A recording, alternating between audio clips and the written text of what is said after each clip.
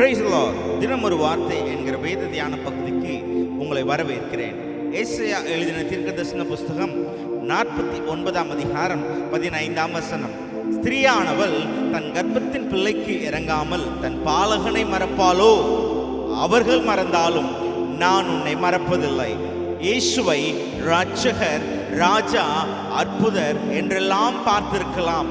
ஆனால் இயேசு தாயுள்ளம் கொண்டவராம். நம் ஆண்டவர் அவரிடத்தில் வருகிறவர்களை புறம்பே தள்ளாமல் அணைத்து கொள்கிற தெய்வம். எப்படியாயாம் ஸ்திரீயே தன் கையில் இருக்கும் குழந்தையை கூட மறப்பாளோ என்ற கேள்வியை கேட்டுவிட்டு அவளே மறக்கும் சூழ்நிலை வந்தாலும் நான் மறந்து போக மாட்டேன் என்கிறாராம்.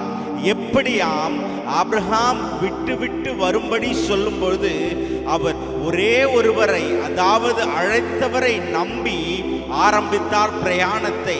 எப்படி ஆசீர்வாதமே இன்றி மறப்பதில்லை என்று சொன்னவர் மறவாமல் பெரிய ஜனக்கூட்டமாக்கினார். அநேகர் பயப்படவும் தக்கதாய், பூமியும் தாங்கக்கூடாமல் போகத்தக்கதாய் ஆசீர்வாதத்தை ஆண்டவர் ஆபிரகாமுக்கு தந்தார். இந்த நாளிலும் என்னை நினைவில் கொள்ளுங்கள் என்று நாம் அநேகரிடம் வேண்டிக் கொண்டிருக்கலாம்.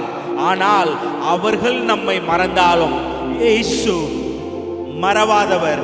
உங்களை ஆசீர்வதிக்க ஆயத்தமாக இருக்கிறார். வாருங்கள், ஆண்டவர் அண்டையில் ஆசீர்வாதத்தை பெற்றுக்கொள்ளுங்கள். ஆமென், ஆமென்.